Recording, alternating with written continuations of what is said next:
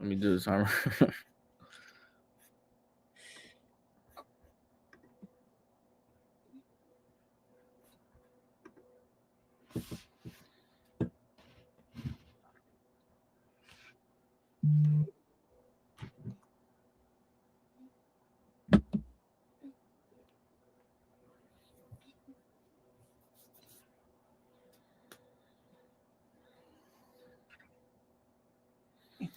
Welcome back. Welcome back to the show. We are live again, your boys on Beyond the Scoreboard. You guys already know the deal. I'm Caleb, joined by today David Stern. Well, Yeah, got a I'm out lot. here. I'm out here Got a lot. accepting trades like a mug, man. Everybody keep calling me. Got a lot of NBA talk today, as you can see by the title. Haven't really covered the NBA much over the past few streams due to obviously playoff football being there, Yeah. talking MLB free agency, which has kind of died down a little bit, but we definitely got some stuff to talk about in the next coming days, since pitchers and catchers report in about less than a week. So Mm-hmm. but right now we're going to focus with the NBA, considering obviously trade deadlines coming up, All-Star game. all-star games coming up in a couple, well, next weekend. Yeah. So there's Got some stubs. some All yeah. sorts of stuff. Got some snubs, got some dudes requesting trades, aka James Harden, Giannis. We'll see. We're just gonna go into all that over the next hour and a half. So we got Tommy will be joining us. You guys probably know Tommy from the MLB Spin the Wheel draft, which was pretty fun. He will be joining us soon to talk some basketball as well. But before we start this video, don't forget to like, subscribe, and comment. Push the channel out to however many people you can. We're just trying to have a great time doing this, man. So I'm gonna let Brenden kind of take the start of this, where he wants to start off, because I do have some thoughts as far as how this NBA season has gone. But we will get into that. Where do you want to start, B? So I was wondering because Caleb sent me a peculiar text today, and I was taken back by it. He asked me, "Is this the worst NBA season and I can remember?" So I guess my question is, I want to ask you, what do you mean by that? Well, considering my question, you can kind of know my stance already on it, is that I think this has probably been the worst, the most boring, bland NBA season that I can remember. And I have watched more NBA than I have over the past couple of years, because obviously we talk about it here on the show. But and the Sixers have been playing well. Me being a Sixers fan, it's just the NBA is borderline unwatchable right now, bro. Like, I don't find any enjoyment in watching the NBA regular season. Now, I know playoff basketball, whole different ballgame.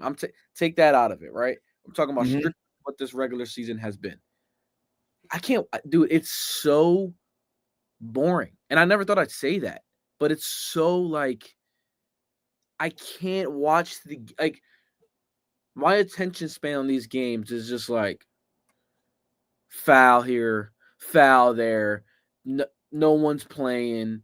Dudes ain't even playing hard. The games are finishing 140 to 130. It's like I can't, dude. I think the style of basketball is inherently boring. Mm-hmm. I can agree to that.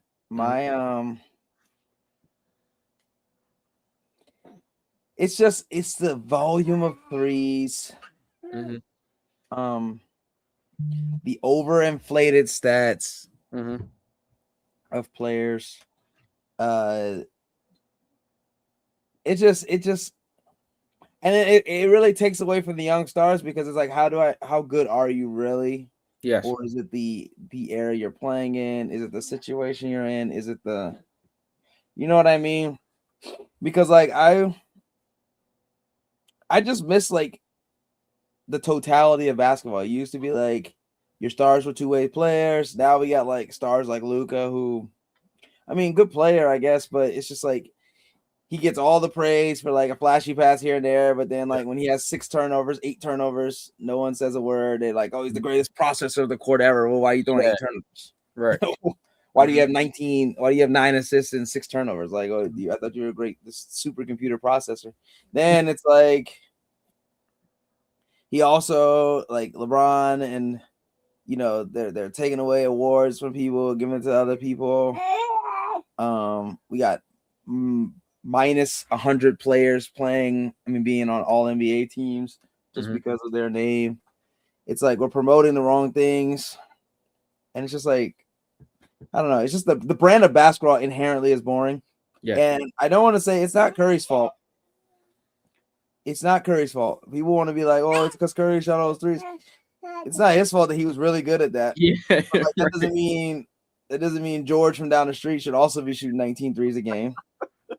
Like, we don't have any roles. It's just like everybody's got to shoot threes, and everybody's got to. No one wants to bang in the paint. The refs don't call carries and travels. So like you're watching the game, and it's like WWE. It's like watching like a caricature of basketball. Yeah. So it's like I don't know, but I mean, I can't say I haven't enjoyed it because like the Spurs, the Thunder, I've enjoyed moments. the Rockets, moments though, but it hasn't been like the totality of the season. Like the NFL season, I enjoyed all of it. Yeah, that was fun. NFL season. Yeah, I agree. That's why it's a better product. It's a better product. Yeah, it is what it is. Even the MLB, dude. If for a game that people say is boring, like I enjoy watching a lot of games because you can't just like not play baseball to your best. Like you can't just not play hard because like a guy that's a pitcher throwing 97, he can't just come out one day throwing 90 because he just wants to pull his foot off. He's gonna get smacked around. Like, you know what I mean? Like a guy in the big leagues, a hitter can't just be up there and was like, I'm gonna go 0 for 4 or 4 Ks every single night, and then one night I'll turn up for a nationally televised game, like at Madison Square Garden. Like you can't do that. What's going on, Tommy?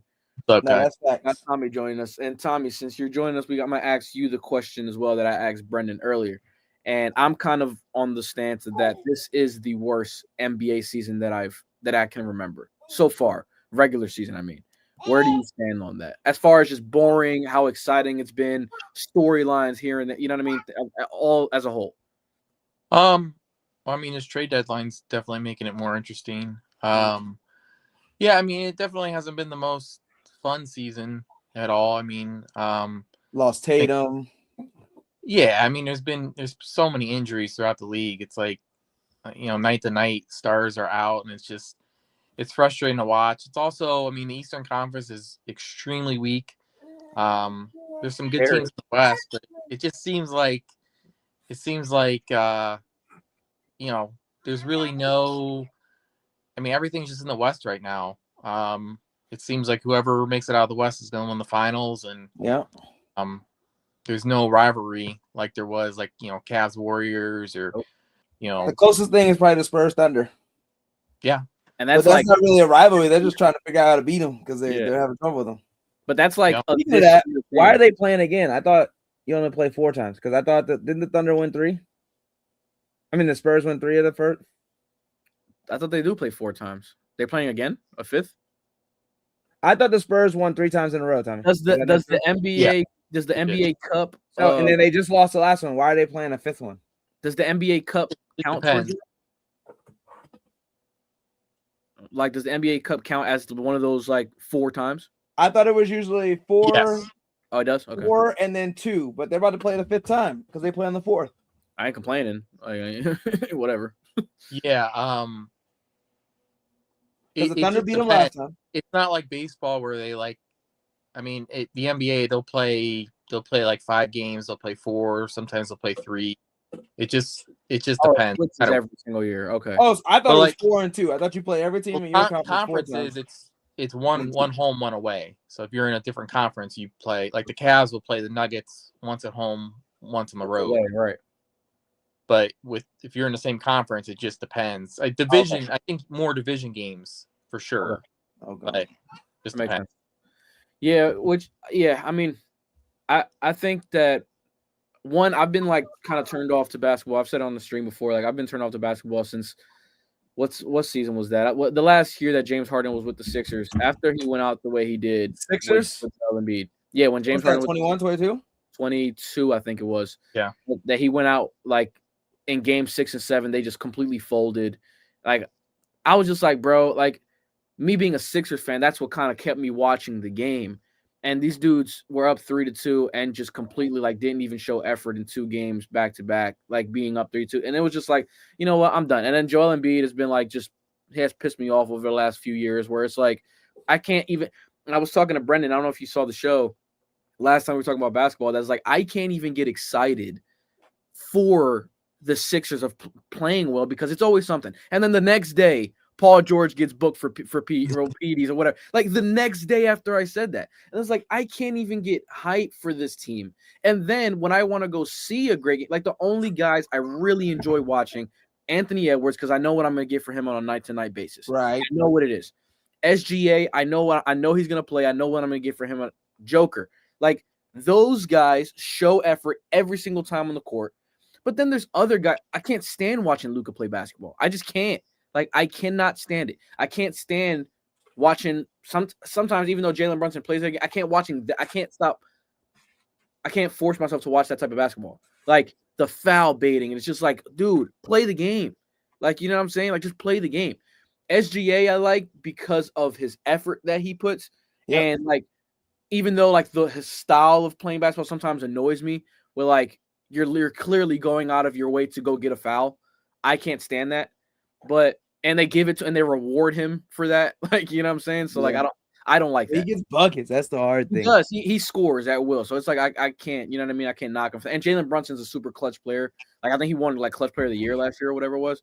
So like, you know, but guys like Tyrese Maxey, I know I'm getting full force, just downhill, playing fast, playing hard all night. VJ Edgecombe. But then you get Embiid when he's on the floor, MVP level, when he's healthy. But bro, it'll be games and I'm like, why are you settling for 6-7 threes, dude? Like, what are you doing? Like, get in the paint. You know what I'm saying? It's just that type of basketball just pisses me off. And that's what the league has become now. You know what I mean? So I proposed that question to Brenden earlier because it was like, I can't even remember a season that I'm just like, dude, this sucks. Like, this sucks so bad. You know what I mean? Like I said, the West. The West is whoever comes out of the West winning the finals. No one in the East is better than anyone in the West. I think so. So I don't know, man. What about Giannis? What about Giannis though? If Giannis moves somewhere, depends where he goes. If I like him in New York. Me too. That's why I said Knicks. Yeah, I like Cavs can get him. I do it. The Cavs are talking about a James Harden thing. That James Harden's going over. Hey, Tommy's hating on him, bro. You're not a James Harden guy? Nah, well, there's a lot that goes into it. Okay. We're gonna get into it. Yeah. I mean, I don't know if you want to get into it right now, but we're here. Well, hold on. So let's go through the trades that actually happened. Okay, I got it. Jaren Jackson was just traded to Utah. Yeah. For basically, I don't know what Memphis is doing at this point. Like, this is absurd what they're doing. I don't know what just happened. They traded him for a lot. But, yeah.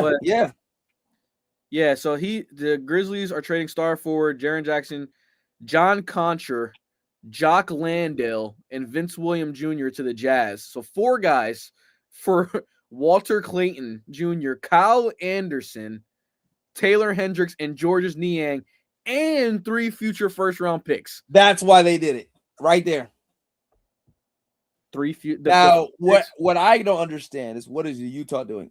I'm sorry. Does it say what year those picks are from? No, it did not. I did not on ESPN. Did not see that. So let me see. No, one of them is Utah's 27. Okay, all right. Because as long as it's not in this draft, the next 2 or 3 drafts are going to be kind of weak. This draft is going to be really good. Yeah. So they Shams hasn't said what. He says future first rounders. As long as it's not the 26th one, it doesn't matter. But I thought it was a haul to give up for Jaren Jackson. In my opinion, dude, a haul, absolute haul. Yeah, I thought it was okay. I mean, I'm still trying to figure out what Utah's trying to do. I kind of get it in the sense of when the Cavs had Markkanen, they did the 3 big lineup with Markkanen, Mobley, and Allen, and it was kind of nice, especially defensively. Jaren Jackson is really good next to a legitimate big man. Walker Kessler, that would be a perfect matchup. Markkanen's kind of the odd fit, but I mean, if you're open to playing him at small forward, I don't see why not. He can shoot like that. Yeah, maybe. And then you got Ace Bailey. And then you have Ace Bailey, and that's and Keontae George. Yeah, Keontae George. Yeah. Did you guys see the Ace Bailey thing about wanting to go back to college? I did not see that. No. I mean, let me look this up because my friends actually just sent it to me. I think it was 2 days ago. I think it's wishful. I don't think he can, but I think he. No, yeah, something about like wanting to return because he has college eligibility, but he's in the NBA right now. So it's like you guys can keep going over that. I mean, I'm gonna make sure I find that.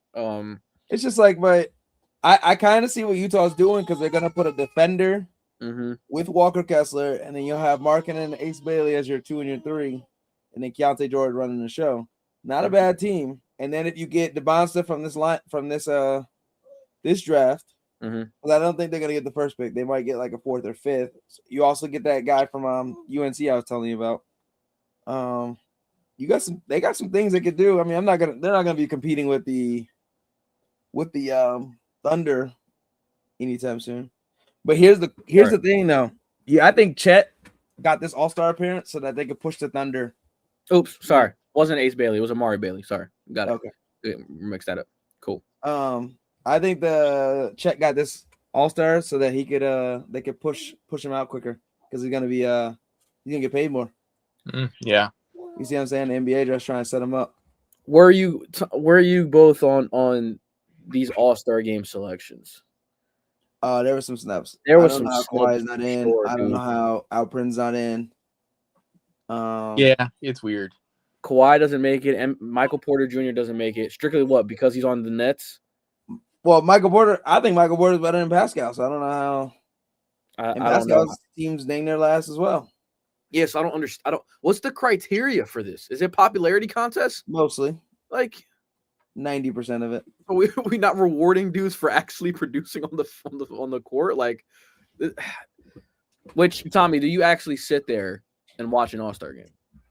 I have it on. It's very hard to watch. I mean, I almost wish like they keep trying these new gimmicks to make it fun again, and it's just I would almost rather them just go back to East and West. Like this year they got, I think it's 3 teams. There's going to be a USA team, a world team, and then I forget what the third team is going to be, but it's going to be 3 teams.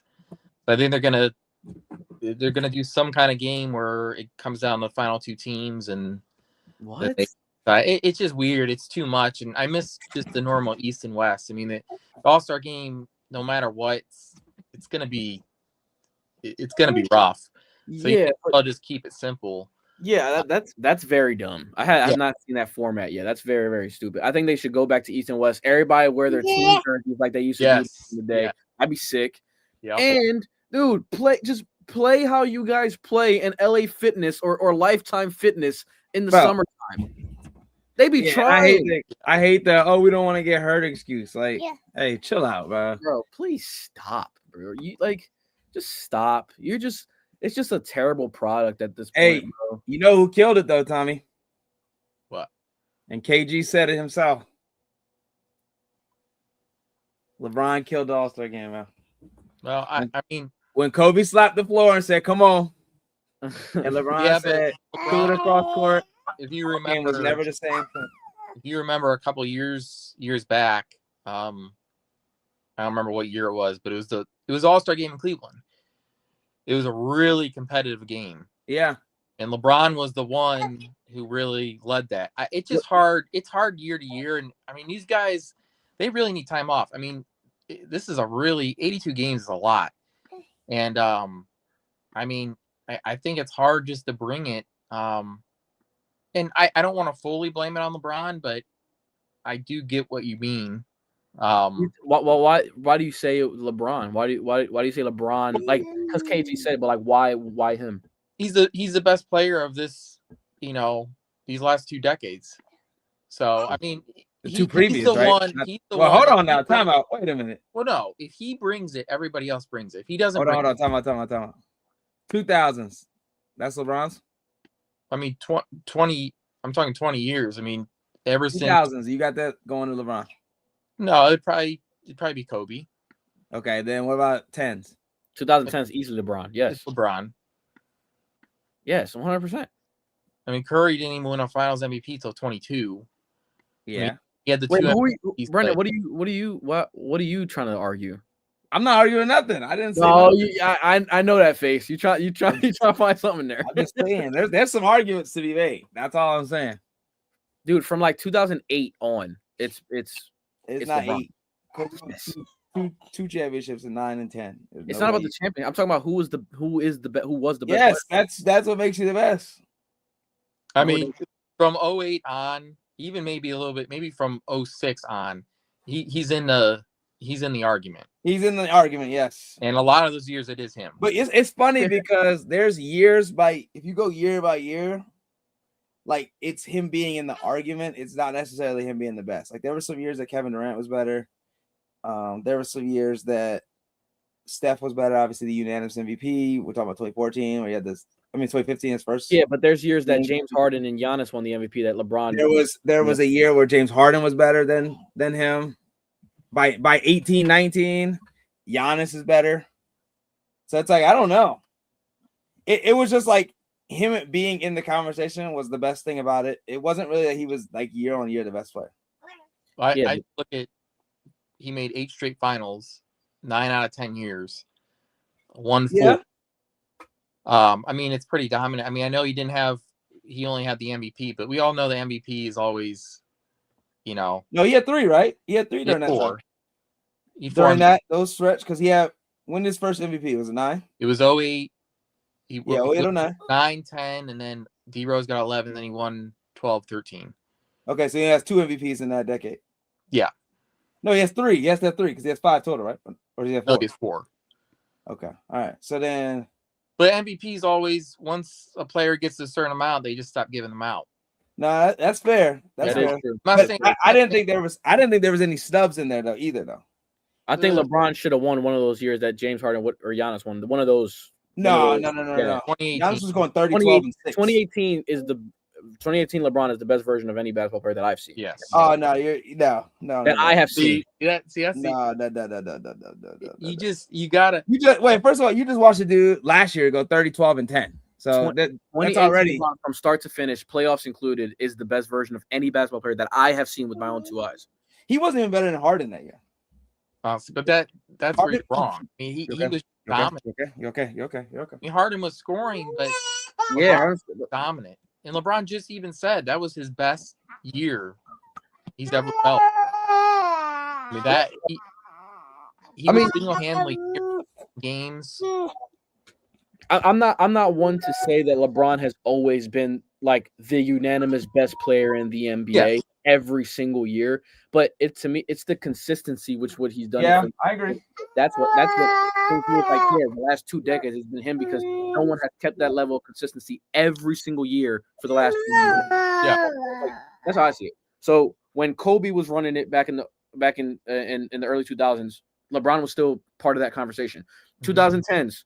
Okay, you want to add in KD in there. You want to add in whoever else was in Derrick Rose or Harden and Jan. Like, okay, but LeBron was still there, though. LeBron was still in the conversation. Yeah, I agree. 20 on, obviously, he started to dwindle. Lakers came, whatever, but he's still now. These are things I agree with. It's just hard for me to say.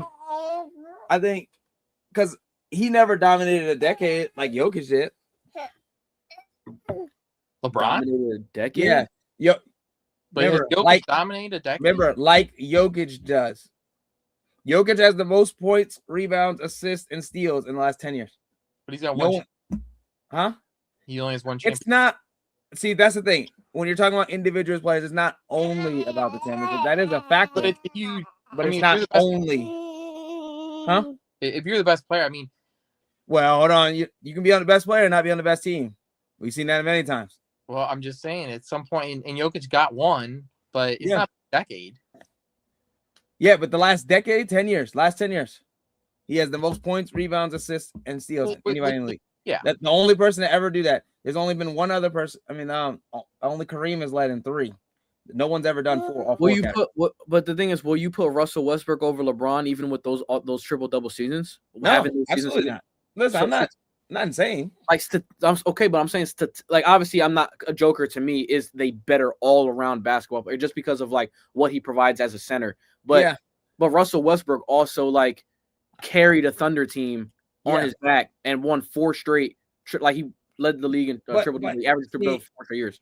But it's not just PRA for me, which is points, rebounds, assists. It's not just that. There's eye test, degree of difficulty, all those other things coming in. Like, that's why I say James Harden was better than LeBron in 2018. Right? Because James Harden was giving you 36 a night, right, in the West on a that offense was tailor-made for him to do whatever he wanted. Like, literally just spread the floor out, let him go one-on-one. LeBron, but you had to do that. Huh?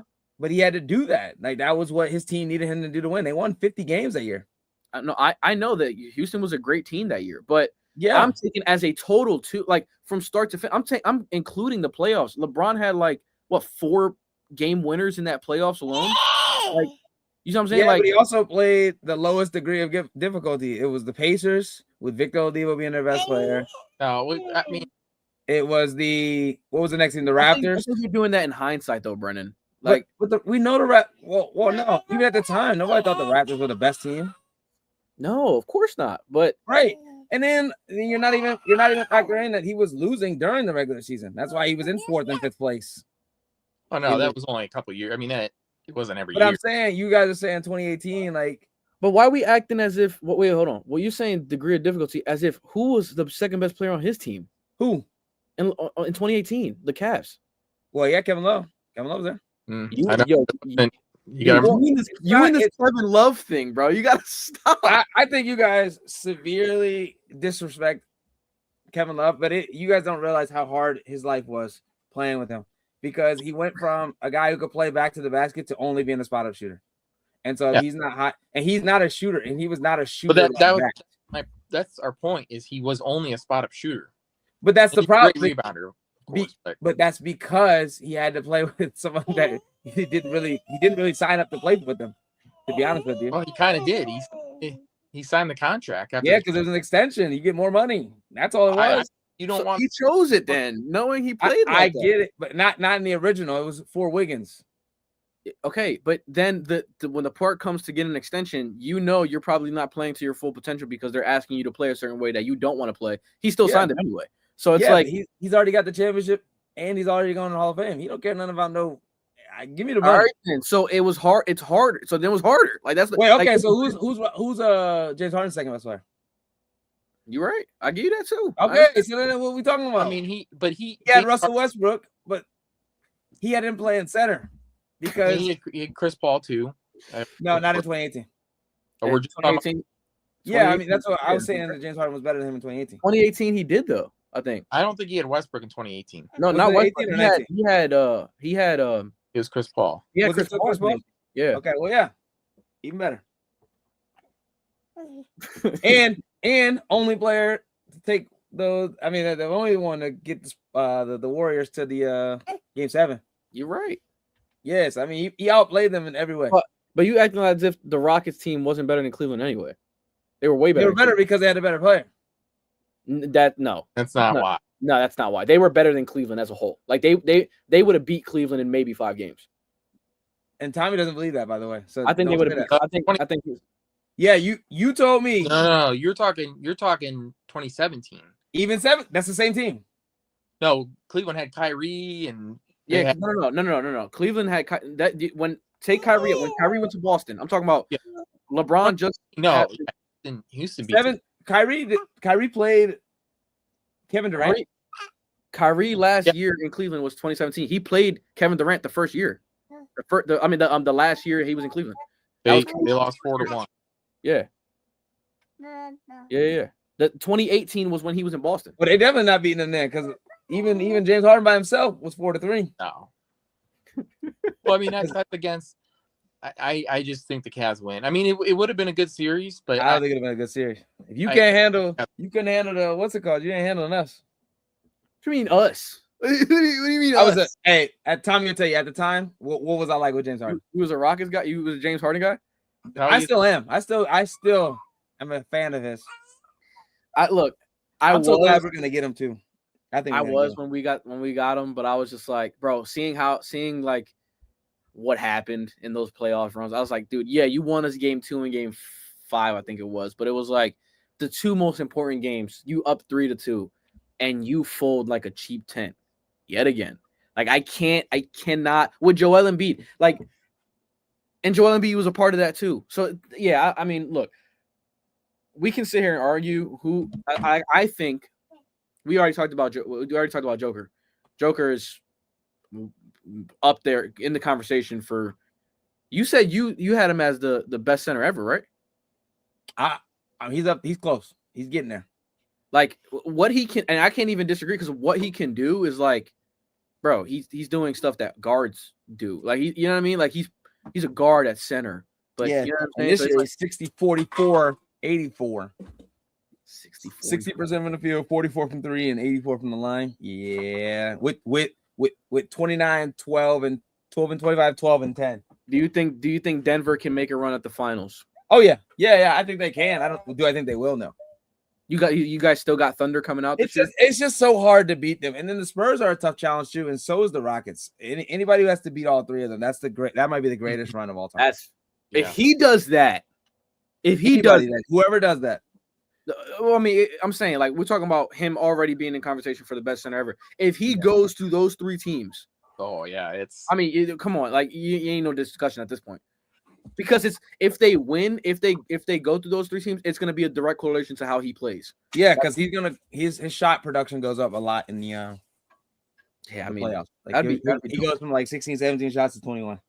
He actually takes a higher volume, gets better as you get in the playoffs. What? Okay, let me see. Another trade that I just saw. We got. Oh, and by the way, yes, in those 2018 finals, LeBron quit. He didn't quit. Yeah, he did, but sitting on the end of the bench and whatnot. When they're down, didn't shoot in overtime. Didn't even try to win the game. Yeah, I mean, and you know what? I was just thinking about this, and I wanna get your take on it because I forgot to ask you this. How'd J.R. Smith get that rebound? It was a George Hill missed free throw. Yeah, he did. Right. But think about what you just said. How did J.R. Smith? It was a great pass, but LeBron saw George Hill was getting fouled. No. George Hill had about that. I get that. How did J.R. Smith get the rebound? A long rebound. I don't. Hold on, time out. Think about it. His team is on offense, so there's 2 players on the offensive team that are getting the rebound. How did J.R. Smith get the rebound? Because he who wasn't down there. Well, but so we got this great rebounder hanging out by the 3-point line. Let me ask you this: if George Hill misses the free throw and the Warriors get on a fast break, wouldn't you rather have Who's LeBron? more likely to stop them, JR or him? LeBron. All right, yeah. All right. Now I see where you guys are going. Is that not right? No. LeBron's not going to hustle back. Smith is more likely to stop a transition. LeBron's not going to hustle back. They have to. Kyle Kuzma, the very next year, 2019, had to push LeBron so that he would go defend a 3. And you're telling me he's about to go out there and defend. Talk about in that situation. If it doesn't matter what the situation gets the rebound and they outlet to Curry or Clay, whoever it is, the only one stopping them that has a chance is LeBron. Okay, so cool. So wait, hold on. So you're worried about with less than 2 seconds, right? Because all JR, well, it was like what, 5 or 6 seconds. So less than 5 or 6 seconds. The main concern is if the Warriors get the rebound and not if we can go get the rebound. First off, in a situation where in a situation where if where's the guy that averages 10 if it was the Warriors shooting a free throw, I can almost guarantee you LeBron's down there. Yeah, of course. Okay, but Cleveland shooting a free throw, more than likely, the odds will tell you you're not getting the offensive rebound on a missed free throw. So why not put your best transition defender in that situation? Because it's not J.R. Smith. LeBron back there to have a chance to stop a transition bucket. So I'm going to put a guy who maybe gets 4 or 5 boards a game versus for the game with less than 5 seconds left. You're worried about the Warriors getting the rebound, hucking a pass all the way down court. That Brenden, Jared stand right next to the guy. I feel like if he was down there and he got the board, rebound, yes. No. I feel like if they didn't get the rebound and he was down there and they ended up getting a transition bucket, you'd be like, why wasn't he in transition? Why would I say that? That makes zero sense. I just sense. feel like you're just trying to say something. Like you're just trying to make zero sense. I'm just trying to. Why is he not down there trying to get the board? You average like 8 boards a game. You're 6'9", and you put a 6'6". But why? Okay, I'm watching it now. Yeah. Who's in there? Who's in there trying to rebound? KD. Well, my question is, why wasn't Tristan down there either? Or no, Tristan was down there. It was JR. Yep. Jeff Green and LeBron were back, which again, it's my point. How much time is left, Tommy? There's 4 seconds. How are they gonna get the ball, get the rebound, throw it all the way down the court? I mean, you can. I don't know. I get you can, but are you saying JR is incapable of guarding for 4 seconds? What I'm saying is a Hail Mary pass into a jump shot. The rebound was not important. It was a tie game. It wasn't like the Cavs needed the rebound. Yeah. It was a tie game. Wait a minute. Hold on. They weren't down 1. I mean, they weren't listen. You guys are missing the point. The guy averages 9 or 10. Why are you not down there trying to get the rebound? And hold on, wait, real quick. And even if he doesn't get the rebound, don't you think it takes more effort to box out, move LeBron than it does anything? So that would take more time off the clock as well. So there was only 4 seconds. It's not like you needed LeBron to be in a transition so that they couldn't throw the ball down the court. At this point, J.R. Smith was more athletic than LeBron. So is your thing for this play what happened? And J.R. Smith having the biggest brain fart of all time on national TV in the biggest stage is because LeBron didn't go down there and get a rebound? I'm not blaming him for what JR did. I'm blaming him for not being there. Okay. What JR did was on JR. It's his fault. He has his own culpability, but he shouldn't even have been in a position to be there. Also, if I'm LeBron, I'm down there trying to get the rebound because if I miss, I'm the best finisher in the game. I'm the second best rebounder on the court. Right? But you understand how hard it is to get a rebound in that situation. Right. JR did it though. So now it looks even worse. But it looks worse. Yeah, you don't know it's going to happen, but that's what you're prepared for. You're trying to win the game, right? But here's the thing. They got the rebound. JR did, yes. It's what he did with it. That's a totally different set of things. He's this basketball savant, he wouldn't have did that, right? But it's not about that. It's about not everything. Okay, and also let's say JR gets it. I think KD was on his side. What's he gonna do with KD? Well, no, it's just about it's about having your 2 best guys both in length and athleticism back, and Jeff Green, LeBron. But I don't know why we're prepared for the most Hail Mary-est of plays of all time. But it's not about that would be the craziest, greatest play of all time. They're not standing on the other baseline. They're at half court. That's why I'm saying, why can't JR do that? But you would rather have what could he have messed up that LeBron's gonna do way better? Well, you know what, JR, who knows? But he might have fouled in that situation. He might have fouled. Like this is what I'm saying. I mean, JR he's more likely to foul the person with the ball. I'd rather have LeBron back. I'd rather have LeBron back, and I guess. I mean, with 4 seconds left, you guys are like, yeah, they're gonna throw this Tom Brady pass all the way across the other side of the court. You got to get the board, land. That's a second. Then you got to throw it across the court. That's another second and a half into a catch and shoot.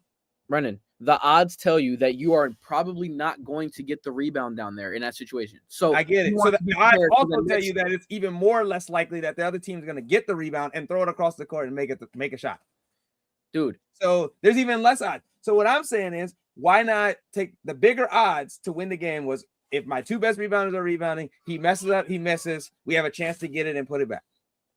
My best rebounder and my best finishers at half court.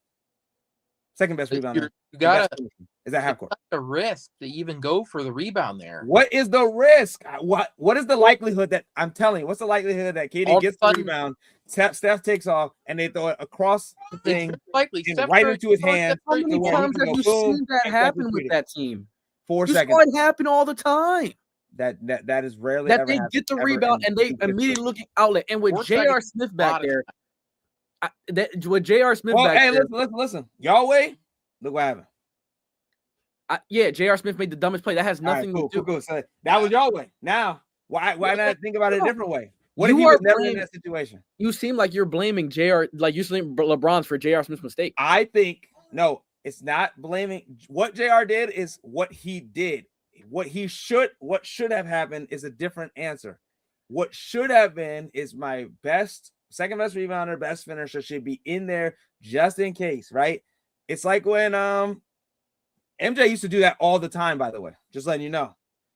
Used to do that all the time. At the end of the game, he'd be down there going to get the board, right? There's better rebounders. He was going to get it, right? He used to do that all the time. He'd come flying in from the three-point line. He would be down there in the block getting offensive rebounds. I've seen him do it hundreds of times, especially at the end of the games. So it's like I'm not asking LeBron to do something I've never seen before. I'm not asking him to be 6'3" and go get the rebound, right? I'm not saying that. He's 6'9". Go get the rebound if there's a rebound. And if there's not, hustle back. Right? I mean, like, let's say George Hill makes the free throw, which also should have made the free throw. So not only did George Hill fail and JR fell. What actually happened, they both failed. But they also shouldn't have been in those positions. And I always tell Tommy this. Before George Hill got the ball, it was Steph Curry and LeBron one-on-one top of the key. But down one. Wide open. I'm going to the rim. Klay Thompson literally grabbed him. He had a wide open cut to the rim. Yeah. Oh, he was close enough to grab him. LeBron doesn't make that pass. Yeah. Lose the game. Yeah. What's the narrative? That LeBron shot it and missed it. No. Well, if you see the wide open cut and replay. Yeah. Okay, cool. Okay. Let's say that is the narrative. Okay, first of all, wait a minute. Time out. What's the narrative around Kobe then? Because Kobe's missed a lot of shots like that where he's been triple teamed and you're like, damn, I was wide open. We don't have a bad narrative for Kobe. So why would we change it up for LeBron? First off, a lot of people have a bad narrative for Kobe but they still call him one of the most clutch players ever. Is that not true? All right, so then it's not a bad narrative. It's not a bad narrative. LeBron. There's a few bad apples, but there's not a bad narrative. But they do say LeBron is the same way. Well, LeBron isn't clutch. I don't know what's confusing about that. He's not clutch. We looked up the numbers. Bro, what? Yeah, and we found out he shot like less than 15%. No. Remember we did it for KD and LeBron. We went through all their shots. We did it. It was like an overwhelming, staggering. I gotta go back and find that, but we did it for everybody. I'm pretty sure if LeBron, he's one of the lowest. He's one of the worst at shooting. No. He's 1 for 32 for just the Lakers. So I already know it's been worse. It's worse. 1 for 32 and what? Last like game tying, game winning field goals. I mean, like at the buzzer or like just it's like last 5 seconds or something like that. Last like 5 seconds. Yeah, he's like 2 for. I think it's 2 for 32 or 1 for 31. One of those two. Well, we'll have to dig into that. But anyway, it doesn't matter. It's the fact that he should want to. Did you see what Bryce just texted us? What? Oh yeah, I saw it. Wait, so is that coach? That's not Coach Scott, is it? I don't know who's there. But nah, it's just like I don't know, bro. I don't know. He could do better. But we'll move on, bro. I'll get into that when we get to when we have we're gonna plan I want Tommy to come on here too for the LeBron Jordan debate that we're having. We're planning that out. We're gonna have some people come on here and debate Brenden for 8 to 10 minutes, get their piece in, and Brendan's gonna be ready with his facts and stuff like that. So I'm gonna be ready. You guys gonna have to be here for that because that's gonna be one for the books. I'll tell you that. But yeah, no, all right. So let's move on to this question. You guys can give me a quick answer. Where do you guys think is the best? Just one team, the best landing spot for Giannis? The best, Cavs. Cavs would be the best spot for him. No bias. I think him and Mitchell will be fantastic together. Second best would be the Knicks for me. I was gonna say New York. I think he would love Jalen Brunson. I think he needs like a guard like that. Yeah, I was gonna say the Knicks. Yeah, I would say Cavs, Knicks. I would say anywhere that you can trade for Giannis and you're not breaking up the current team you have. I don't see any way like going to Miami or Brooklyn or Atlanta, like teams like that where it's the same situation. That's a lateral move. Exactly. Yeah. It's a lateral move. You pour together for the most part. You want a team where you need shooters, you need some playmakers because he's gonna be out. He's gonna be out for a little bit with his calves and stuff, injuries. Mm-hmm. What's wrong with you? Yo, Callan, let's figure it out. Let's have some feel. Callan. He said he doesn't like Giannis that much. You don't like Giannis? Yeah. But I've been hearing stuff about going to the Warriors. I was just about to ask that. What do you? It's like without Jimmy Butler, is it really worth it? Like you don't have the team.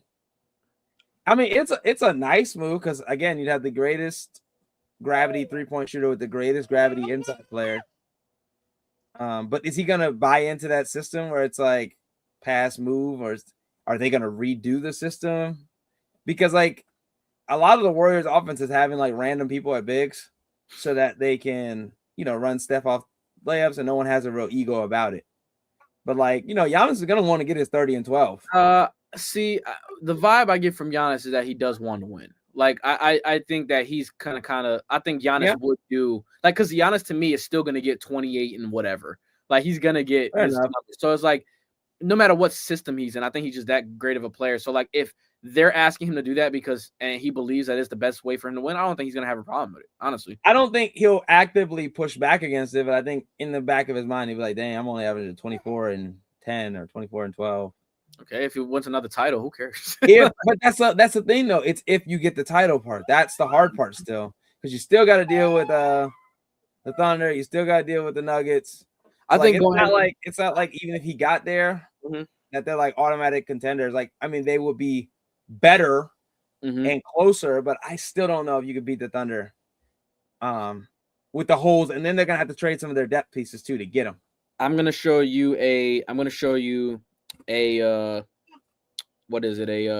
trade proposal that Sixers Twitter was talking about for Giannis. Hey, get up and be, bro. This is what it was. It was Sixers receive Giannis, Bucks receive VJ Edgecombe, Paul George, 2028 first round pick via Clippers, and 2030 first round pick. That might be a good deal. So a lot of people are like, no. Edgecombe's definitely. I mean, Edgecombe would have to go. Like he would just have to go. And he's one of those players where I really feel like, I mean, he's young.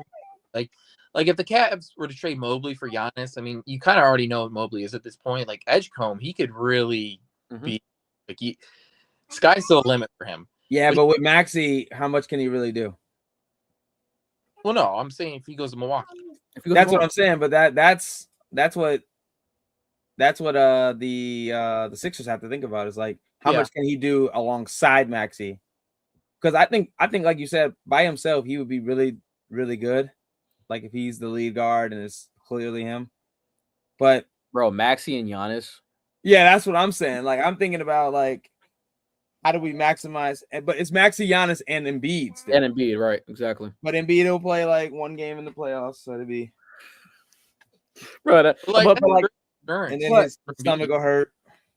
Yeah, but if he's playing one game in the playoff and I got Giannis, I ain't caring about none of that. That's tough. I don't care about none of that. But together, though, one, your defensive presence is just all like now you're not scoring inside because you know what I'm saying. Oh my gosh. And offensively, you got three guys that can really go get their own bucket at any time. You know what I mean? And Giannis plays great when he has guard. Look at him with Drew Holiday. Like he plays great with guards that can also get in the ball, and Maxey can get in the ball. But also, if it's a situation where Giannis is getting double teamed, they're double teaming him on a catch, Giannis kicks out to Maxey, it's money. Like, you know what I'm saying? Like, there's so much you can do there. And yeah, but I would say if it means getting Giannis, as much as I love Edgecombe, it's just like I would do it. Like I would definitely do that. That especially get Paul George out of here, bro. That was probably the worst max deal that we've given a player ever. Like I'm done. I'm done with these guys, bro. It's just like I don't get it. I don't understand. I don't understand it with this team. Philly sports has me up a wall right now. It's just like I can't do it, bro. But look, I think hey, y'all get Alec Bowman over there, man. He's 6'5". Yeah, right. That's probably the only thing he can do, right? And not even that. He get a rebound, bro. Not even that. Yeah, the thing, bro. What I've been saying about Alec Bowman on the show, bro, is just like I hope he never sees it because it's like, what if I ever run into him? Yeah, like, bro. You can never go to Philly again. It's just bad. It's just like, and like I said, I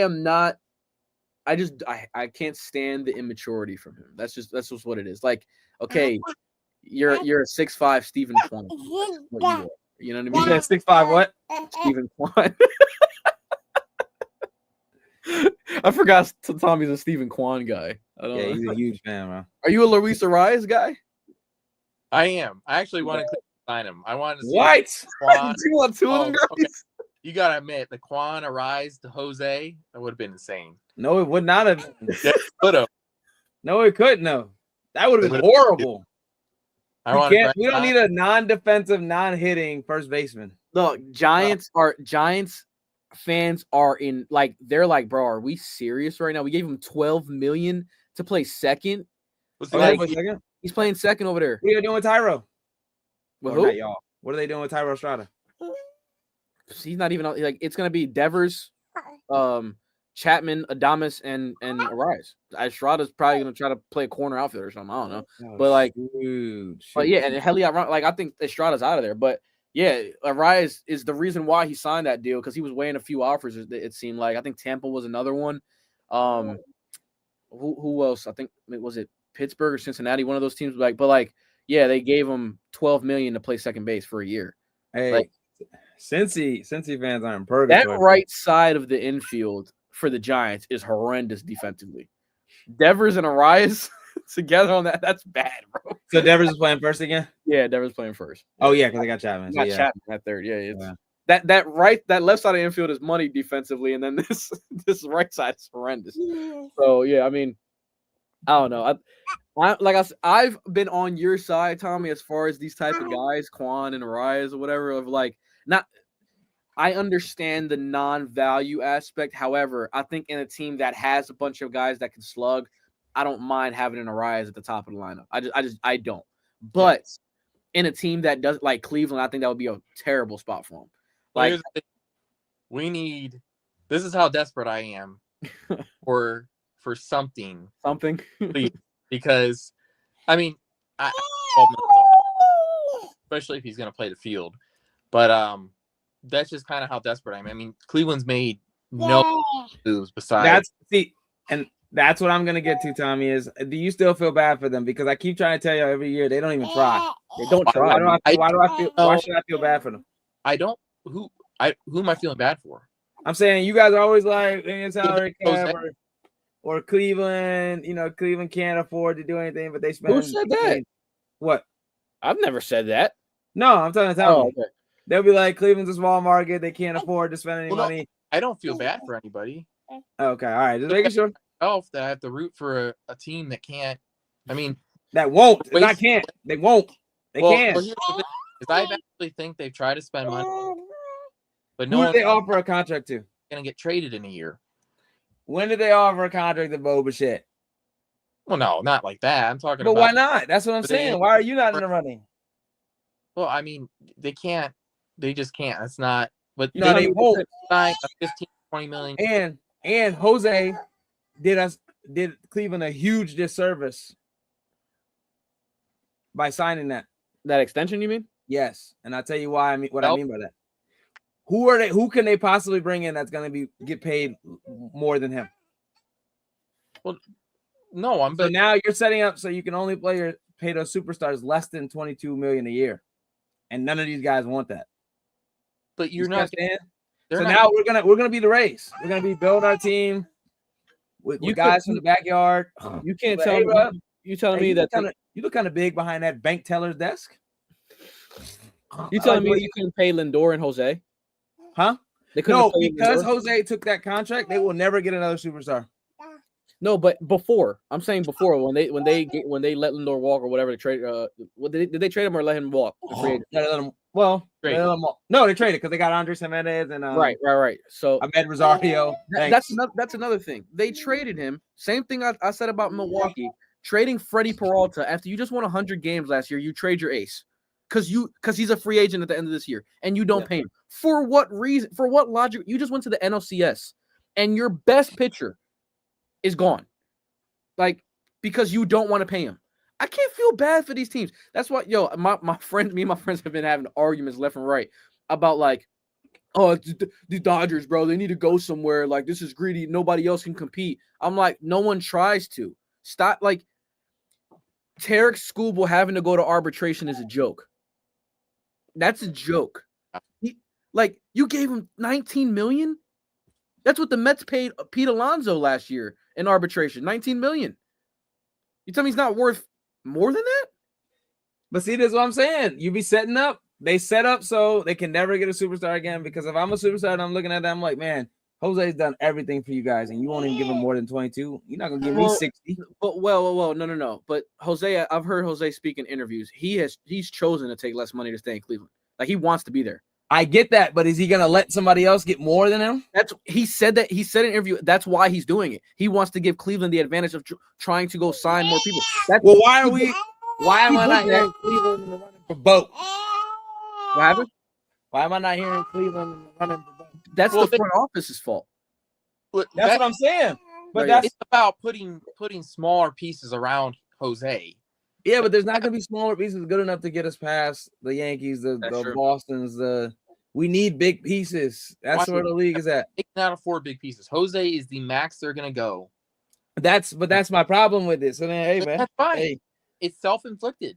They couldn't. Yeah, they couldn't have gave Bo 3 for 162. They couldn't have done that. What the Mets gave him, you think they couldn't have matched that? Just because, like. You don't think so? Not that they wouldn't have. You don't think that we would go out and see if they had Bo, we wouldn't go out and see him? Oh, I would love that. I actually That's what I'm saying. They would make the money, bro. You got to spend your revenue. They're trying to spend like less than 20% of their revenue, bro. That's what their focus is. But the Dodgers spend 60% of their revenue. Obviously, they make more money, but they have a better product. You have to spend the percentage of your revenue that you're trying to make a team, right? They're trying to spend 20-30% of their revenue and then be like, yeah, bro, we're going to compete. No, you're not going to compete with the Yankees, the Bostons, the Blue Jays with that. Mind you, you're in a division where you can win the division every single year. Like, if you just try, because the division isn't good. Like, Kansas City, to me, is your biggest competition. And Kansas City, to me, is a hit or miss every single year. Back and forth, like, you don't know what you're going to get from them. I think they're going to be a fine team. I think they're good, but it's like, Cleveland can very well win that division by 8 or 9 games. Tigers are another team where it's like, yeah, they've been good the last couple years, but I also don't see the Tigers being better than what they are now. Like, I don't see them getting better. You already see there already trade talks about Tarek Skubal. That's absurd to me. Like, two-time back-to-back Cy Young, one of the best left-handed pitchers that's been in the last 10 years, and you're going to let him go because you don't want to pay him money. But you gave Javi Baez 6 years for $190. That's what I'm saying. Like, what are you talking about right now?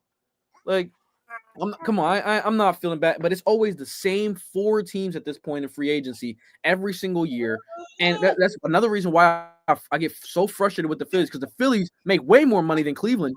The Phillies make the money to spend, and we're gonna offer Bo Bichette 7 for $200, but we're content where we're at when he's signed though. We don't want to go sign Cody Bellinger. We don't want to go sign Zach Gallen. We don't want to go sign him. Your offense has stunk the last 4 postseasons when it matters most. And you're going to have Alec Boehm, DH, batting 4th, protecting Bryce Harper yet again. Hold on now. Come on. Hold on. Ain't no hold on. This is year, bro. You going to figure it out. Yo, I'm telling you right now, bro. Hey, if he hit 25, you got a whole new tune, though, right? If he gives me at least 25, at the very minimum 25, I might come on here and be like, I'm getting Alec Boehm jersey. All right, hey, I'm clipping Alec Boehm. Come find me. B3 swings. I will make sure you at 25. He not hitting 25. I will make sure of it. Putting him in the home run derby last year or whatever 2 years ago was a disgrace. That was bad. Like, it's just I can't think though. That like Nolan Jones the same way. You look at him, he's huge. Oh, I saw Nolan Nolan Jones tanks, play. though, at least. I saw Nolan Jones play in AAA. Bro, he hit a ball so hard in Albuquerque. And Albuquerque's field is huge. Obviously, the elevation plays there, but it's like it reminds me of the Tiger Stadium. How deep right center field is over there. Yeah. Just like that, bro. He hit an absolute missile off the wall. Maybe was like 113, 114 off the bat. I was like, who the heck is this guy? I look him up, and I'm like, oh, this is Nolan Jones. And 2 weeks later, he was in the big leagues, hitting a home run with the Rockies. I'm like, all right, this is what I need from my four-hitter who's 6'5", 225. Like, not spraying balls down the 4-5 hole, the 3-4 hole.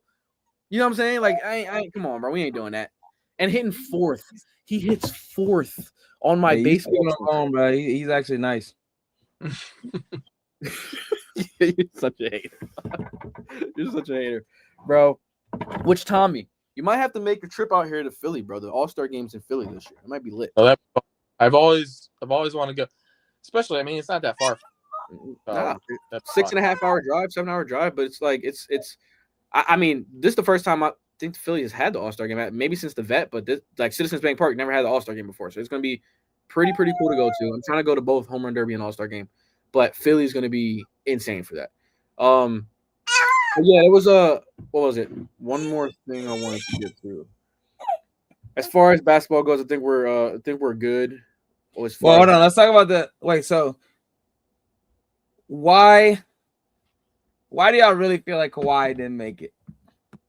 Why do we feel like he didn't make it? Yeah, because there's just no way. You look at Kawhi's year this year. It has nothing to do with LeBron. You look at LeBron. You look at Chet. Whoa! What do you mean it doesn't have nothing to do with it? LeBron making it.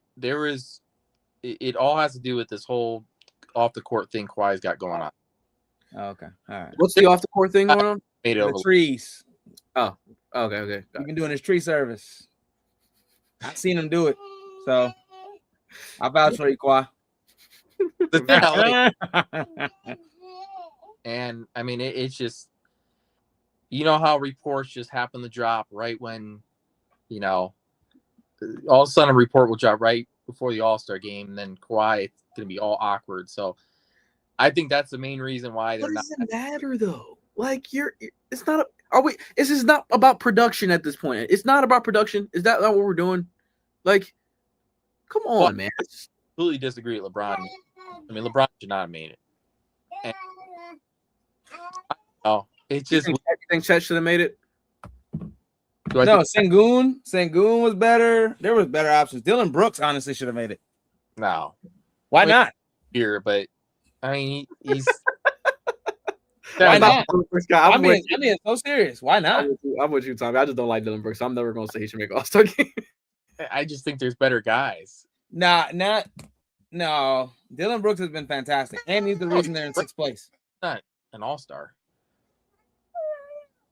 What's he? Let's see what his numbers are. Dylan Brooks. I'm not a Dylan Brooks guy, but he is averaging 21, 3 and 1, shooting 36% from three, 85% from the field. I mean, whatever, I guess. I mean, Embiid should have made it at this point.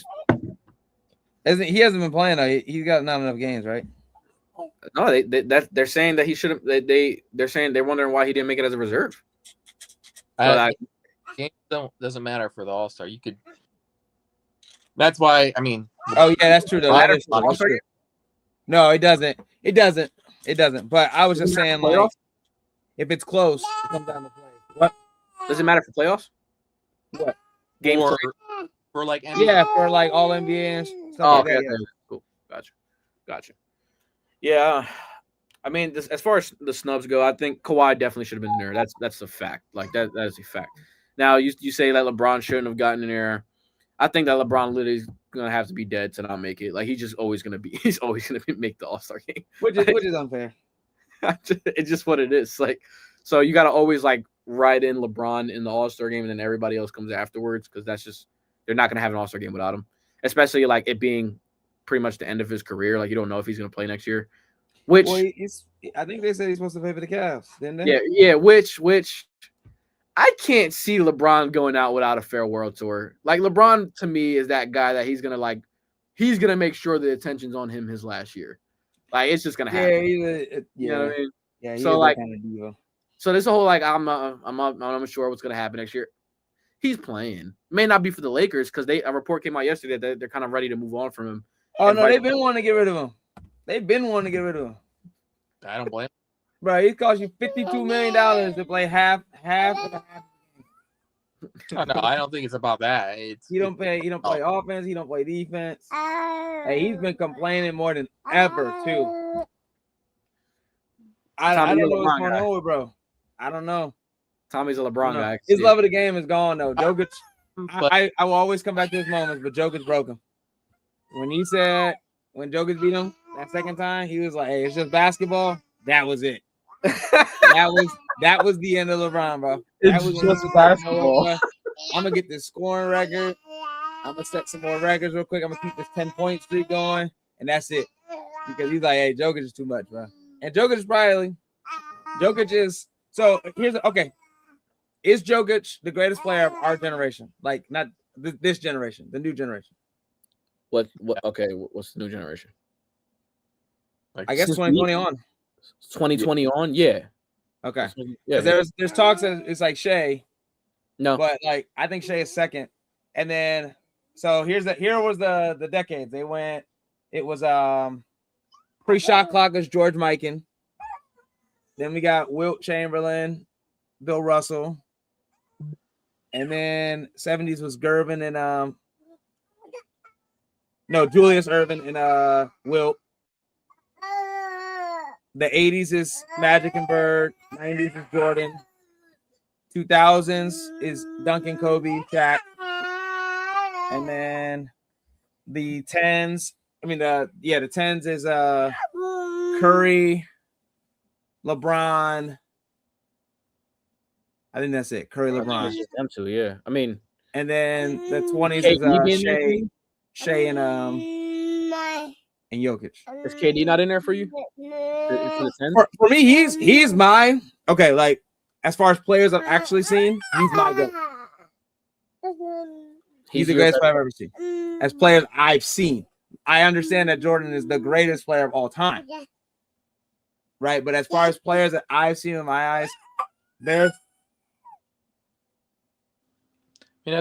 biased. I'm a Kobe guy, but yeah, I can. But KD, the efficiency, the defense, the gravity, yeah, the portability. I think he's literally the only player in the league that can fit in any system. Like, you don't have to design your system around him for him to be good. Now, do you need a system around him to win? Yes. But he plays his role. He doesn't impede on other people's roles. That's probably the greatest thing you can have. It's kind of like Tim Duncan, where he's like, I think Tim Duncan could go for 27, 28 a night if he really felt like it. And he was like, you know what? I'm going to be back to the basket, be selfish with it. But he was like, you know what? I can score 22, 23, keep Tony Parker, keep Ginobili, keep all these people involved. And look what happened for him. It helped him make a career. Mm-hmm. So, in my opinion, Kevin Durant is the greatest basketball player I've ever seen in my two eyes. Because there's nothing on the floor that he cannot do. Gotcha.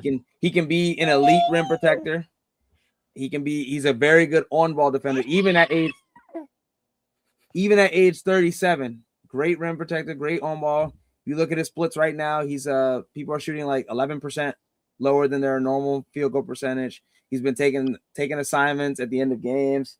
He's been a very elite rim protector as far as shot deterrence, as far as shot blocking, as far as interfering with shots in general. So I think that Kevin Durant is the best basketball player I've ever seen, in my opinion. That's good. I mean, hey, KD's one of my favorites. I mean, as far as favorites go, KD's up there. Kyrie, those are my top 2 favorites.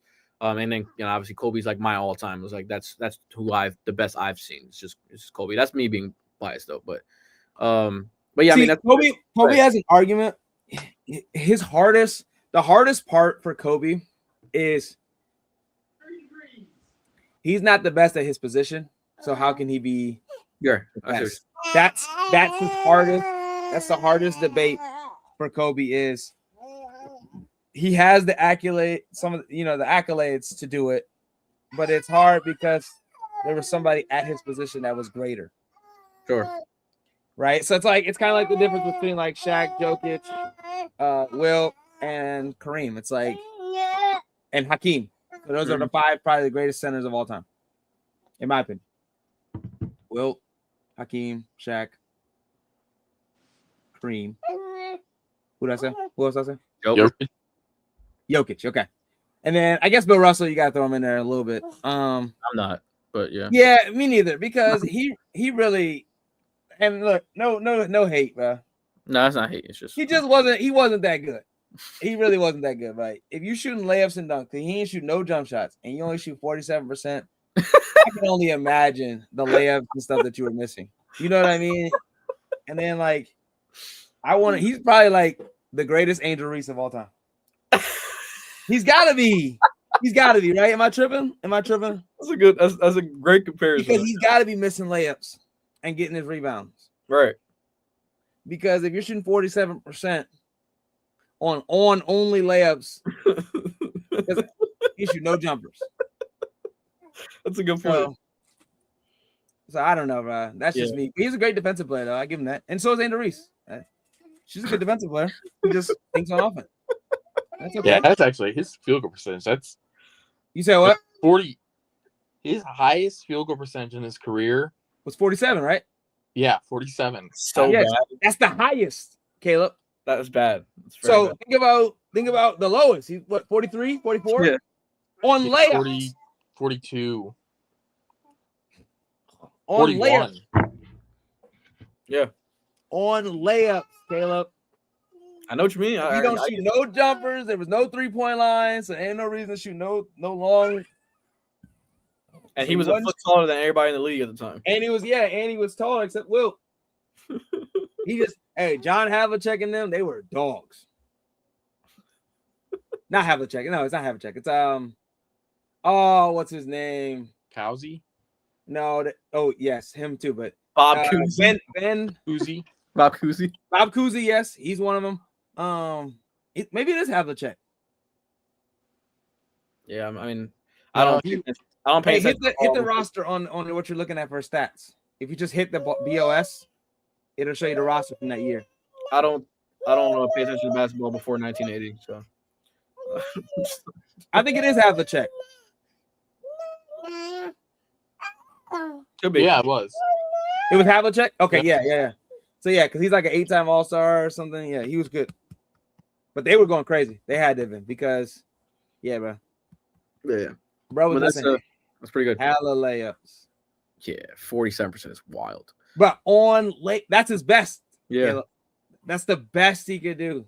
Could you imagine you go down to the block and be like, "Hey, I'm Bill Russell." I'm be like, "Oh no." Havlicek finished basically with the same career field goal percentage. Who did? Bill Russell, Havlicek.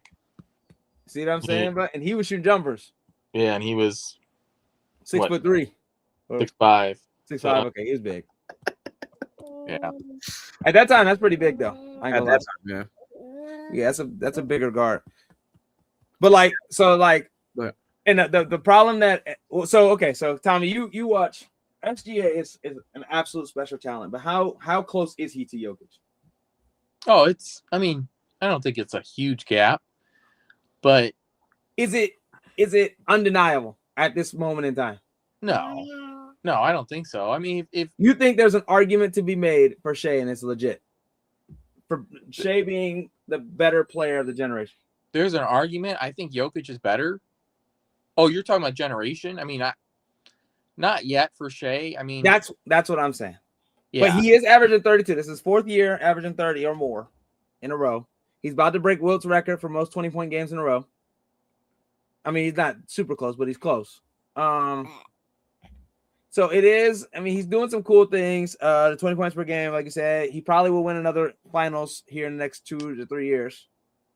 He's working his way. I think he's shooting 55% from the field. Yeah, which is crazy for a guard, especially. Yes. So he's 55, 39 from 3, and then 90 from the free throw line. I know he might. I mean, so he's averaging 32 a game.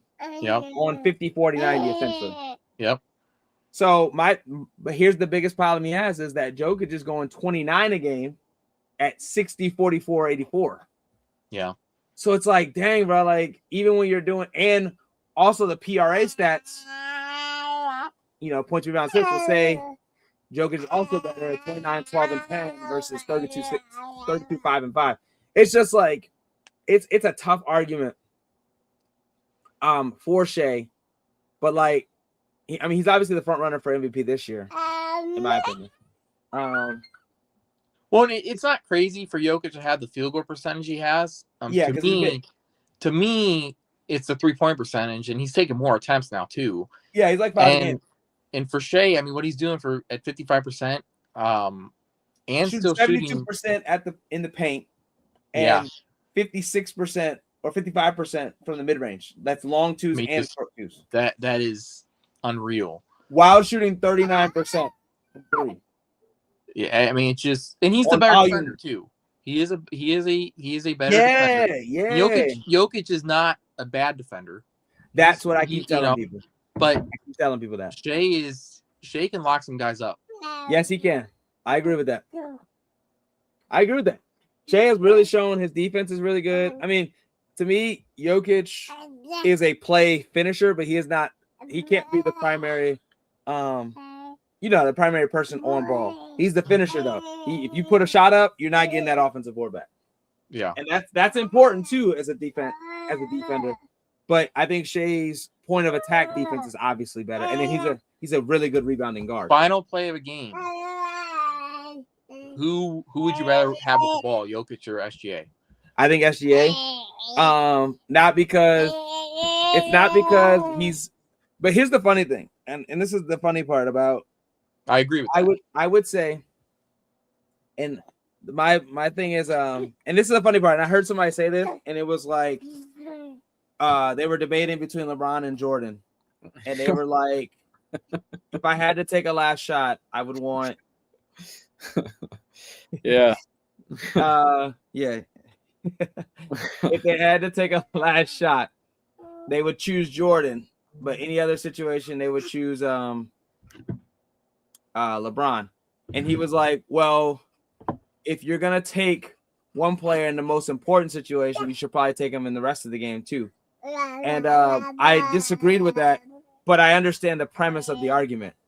Mm-hmm. Yes, I would take Shea, but that's because of his ability to dribble into his own shot. Mm-hmm. Yep. Over Jokic. So because of that, that gives him a slight advantage. Like Jokic, you kind of have to set it up in a way where he can catch it in the lower post or something like that. Now, that's not to say that he's incapable, but he's just less efficient at it. Shea's just the best ISO player in efficiency and anything. So I would rather have Shea, but that's because of his guard skills. The other part of the game, I'd take Jokic. Yeah, I agree. As a Cavs fan, I'm getting very impatient with all these rumors and nothing happening right now. So, hey, what do you want? Do you want Harden? Because I want Harden. So, okay, we'll get into this now. If you want to finish up on this, that's cool. We can finish up with this. Yeah. Okay, so me and Tommy last night, Tommy sent me the thing. It was like, Harden for Garland. Basically straight up. It seems like it's gonna be pretty straight up. I'm telling Tommy this. Harden is the better playmaker. He has more gravity than Garland. And he is available. That was literally what I was gonna get to. The problem with Garland, I don't dislike his game. And that's not what I'm saying.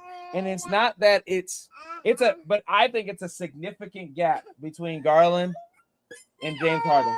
The gap is that we're talking about an all-NBA player versus a borderline all-star player. That's number one. We're talking about a injury room player versus someone who's always available.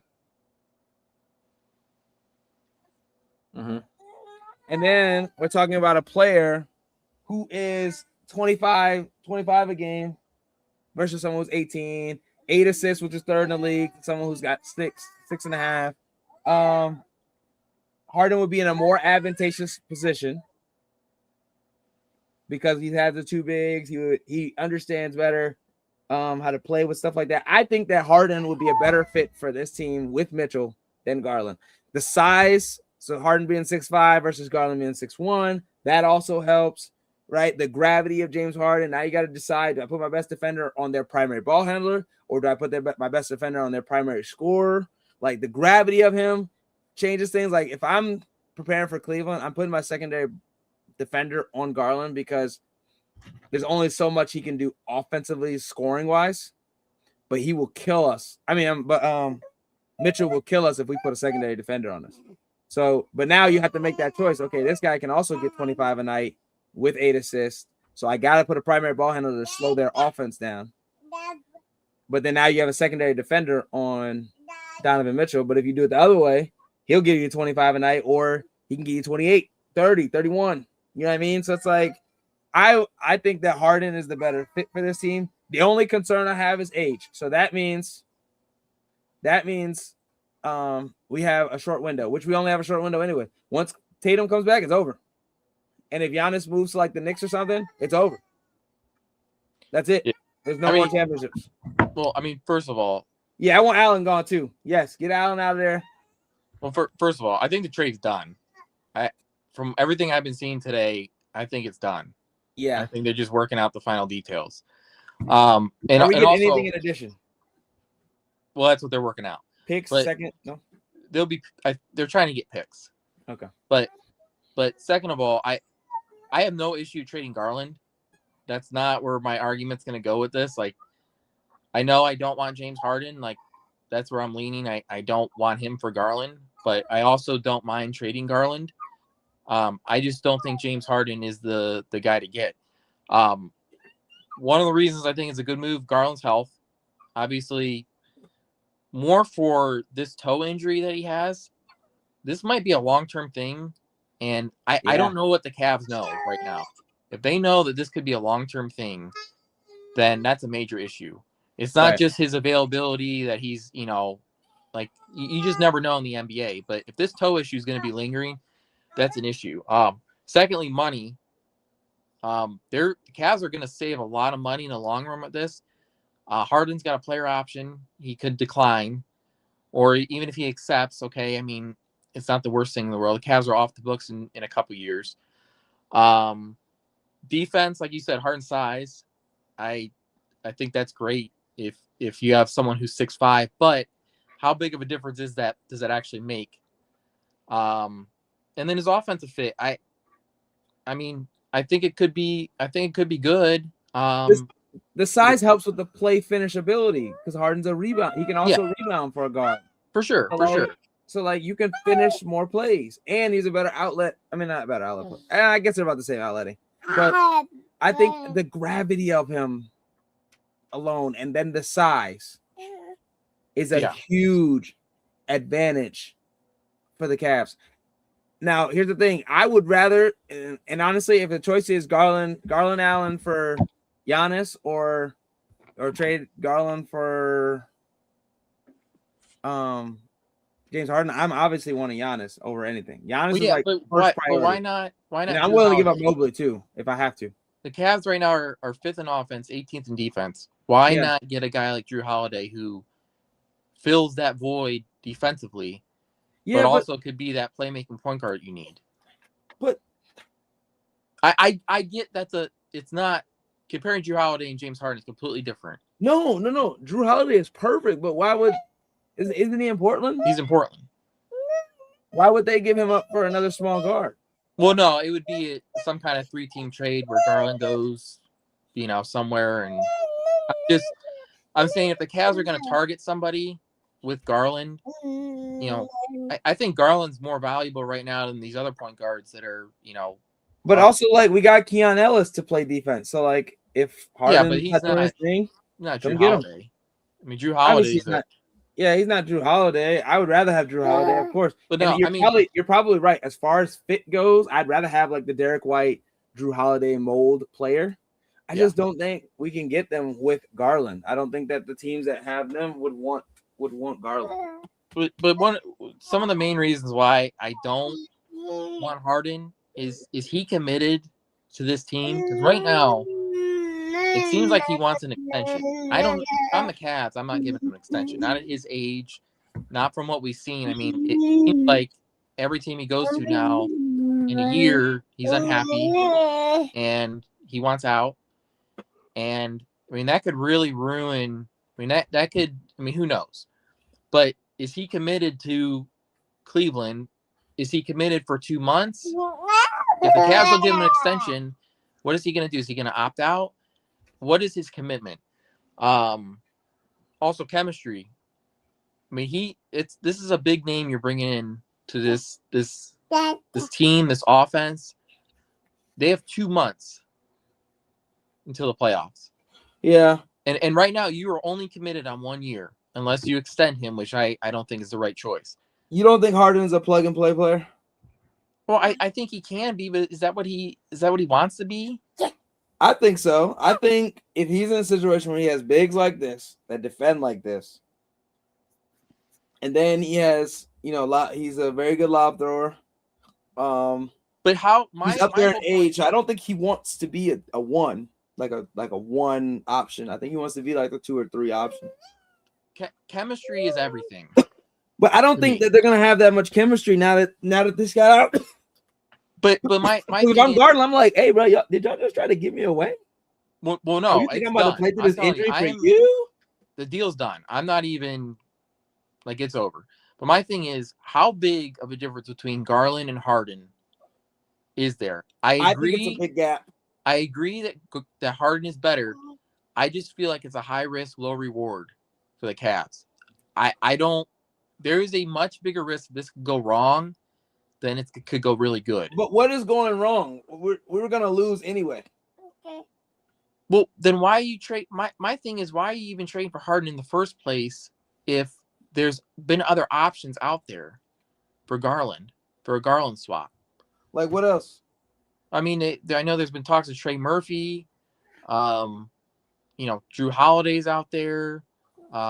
There's a bunch, but my point is, like, why is it coming down to this? Because if I get Trey Murphy and not Harden, I'm not gonna sell no tickets. No, that's not. But that's not why. If you're part of it is though. Well, let's get Harden. You sell this is about Dan Gilbert is a very rich owner. I don't think that's his main concern right now. The Cavs are selling tickets. Well, no, but they're going to get under the second 20,000 seats in that stadium. They're selling tickets. They're going to get under the second apron. Well, no, I agree. That's what I'm saying. So you sell more tickets, you lower. You're not paying $39 million for a 6'1" guard. I'm just saying for this year right now, I understand there's probably motivations that we don't know. I'm not in the front office. I don't know. There's probably motivations we don't know. But for this year, why is that the best move? Because it could all be over. Mitchell could all of a sudden want out. Harden could, decline or accept his player option. I mean, there's just a lot that goes into this. And I just think for this year, he gives us a 1 round. I think he's a 1 round better. We get 1 more round better. Because the problem with Garland is if that jumper ain't on in the playoffs, he can't really do nothing else. If Harden and Garland, let's just say Harden's been here 2 years in Cleveland. All right. Okay. I agree with you. I just have an issue in these next 2 months bringing someone like Harden in. What if Harden gets hurt? And then all of a sudden we saw this with KD when he got traded to the Suns a couple years ago. KD got hurt. They barely played any games together. They didn't go anywhere in the playoffs. And then the Suns they traded Chris Paul. They brought Bradley Beal in, and that all went south. And that's, you trade for a guy like Harden, I'm not saying the Cavs shouldn't trade Garland, but the Harden piece of it is just really hard to deal with for me. But it's like he's gonna unlock those bigs. He's gonna make them really look good. But who says Garland hasn't been doing that? I just don't think. But it's the gravity of him too, though. Like Garland, yes, but you also got to worry about like not getting into foul trouble because he draws a lot of fouls. We're talking about somebody who shoots 9 free throws a game versus somebody who shoots 4. So like he's also gonna get to the line. He's gonna get people in foul trouble. He's gonna have those bigs getting easy lobs. Right, we're gonna unlock those bigs because he's better equipped to handle the non-Mitchell minutes. Do you know what I mean? So like. When Mitchell's out, we have a 25 point per game scorer still in. So you still have to play, really good defense. Like I get Garland can score a little, like he could score. I'm not saying he's horrible, but he's not like this all time, scorer. And Harden's not that right now. Yes, he is. 25 a game. No, it doesn't. The efficiency for Harden is not as important because he's shooting 10 not threes efficiency. Look at like since Kawhi's come back, his numbers have gone down far. Harden also plays 5 more minutes a game than Garland. Yeah. That's points right there. The more you look into it, the closer they get together. I understand Harden probably has a better chance of scoring 40, but the reason Garland had to play less minutes is because they can't play together because of his size. No, it's been more. You can't have a 6'1" and a 6'3" guard on there and think you're about to defend the Celtics, the Knicks. You can't do that. But so you're saying just because Harden has the size advantage? Yes, he's the actual size of a 2 guard. Which I agree with. That's one of my positive points of bringing Harden in. Yeah, but and he's really good at deflections. How big of a difference is it? That's my point. He's one of the best deflectors in the league too. No, I'm talking about on-ball defense. But that's what I'm saying. Like he gets his hands on the ball, and then you're gonna have him in the lanes when he runs him out the 3-point line towards those bigs. You know what I mean? Like I just think Harden is just and then it's like you don't have to worry about the size thing. That's the reason Garland and Mitchell have to flip-flop so much is because I can't have both of them on the court extended periods of time. You know what I mean? Well, I disagree because I think you're fine with having Mitchell on the court. It's more because Mitchell, he can defend. He's got a long wingspan.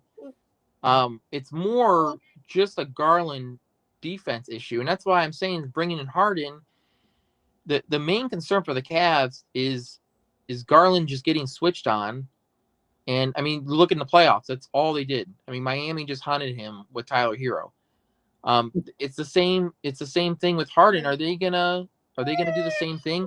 I think it's gonna be better. The gap for me is just not big enough to make this move with 2 months to go until the playoffs. I think so. I think it sets him up to have a really good shot at some. We'll see stuff. Because I mean, he's just the better player. Like if you have the chance to get a better player, you should always upgrade. Even if it's small, it could be the difference in everything. And I think that this is a big enough difference. We're talking about 7 points, 2 assists, and 3 more rebounds per game. So like that adds up really fast. We're talking I just don't think it's that much. I really think it might be. It's right now they're 1 assist apart. James Harden is 3rd in the league at 8. They're 5 points apart if you look at Harden's numbers with Kawhi. And Garland plays 5 less minutes. 23 now instead of 27. I just think those numbers are a lot closer together, and you have chemistry. We saw it with Boston a couple years ago when they won, or when did they win the championship? A couple years ago. Was that 25? That was 24. 24. It was OKC last year. Oh yeah, you're right. There was a narrative for years. You got to break up Brown and Tatum. I know this is much different comparing them to 2 guards, but what I'm saying is they stuck it out and they won a championship, and a lot of it was chemistry. You keep a core together for so long. Eventually, I mean, in the playoffs, when tough moments, chemistry is gonna outweigh a lot of things. And that's just how I look at it. But we'll see what happens. I mean, it's gonna be hard to have chemistry when they already were shopping you, bro. I'm telling you, I'm not going out of my way to play for somebody who tried to shop me, bro. No, it's over. I'm telling you, the trade's done. Well, I'm saying even if it wasn't done and it was just even the option that you were about to trade me or you're trying to trade me or you've been trying to trade me, I feel like that doesn't do well for chemistry either. No, absolutely. And that's why when I heard that report last night, I knew because they were trying to get rid of him. Remember, they were trying to get rid of him before the season. Well, yeah, I mean, Garland's been in rumors for years. I mean, when Sexton was on the team, it was who do we trade, Garland or Sexton? I mean, it's been for years. Garland's been in trade rumors. Yep. You know. Yep. Well, hey, Cavs, get Giannis. If you can't get Giannis, get Harden. Get something. But yeah, I'm leaving here with something. But yeah, that was a really good conversation, guys. Yes, sir. Definitely gonna clip that segment. Put it up as a freeform video to see what if you guys have any thoughts too on what Cleveland should do or what any team, the questions we asked throughout this podcast about Giannis, where he should go. Is Jokic the better player than SGA? As far as what LeBron's career has been, dominance wise, all that stuff that we covered. Please put your thoughts in the comments. Subscribe if you haven't already. Tommy, we appreciate you for joining us today. Super Bowl Sunday is coming up this Sunday. Definitely going to cover that Sunday night maybe or Monday. Definitely going to get a podcast talking about that. Seahawks. Who's going to be the winner? Yeah, I think Seattle's going to take it. But hey, it's going to be fun. Pitchers and catchers reports of spring training next week. Going to be fun there. Baseball season is right around the corner. Lots to talk about. NBA playoffs coming up in a couple months. So, it's going to be a lot of stuff being covered from now up until the end of the year. So, Tommy, where can they find you? Tommy Conti 28 on Instagram. Yes, sir. Follow Tommy there. David D3 swings, baby. Hey, you know what? We should get those little helmets and have him pick. That'd be cool. Yeah, that'd be dope. Get the little helmets. Have talent pick. Yeah, that'd be dope. But yeah, obviously Beyond the Scoreboard on TikTok and Instagram. Live on Instagram today. So obviously, you guys watching through there, hit that follow button, follow on TikTok, and just share the channel. So we'll see you guys next time on the show. Yes, sir. Yes, sir. Peace.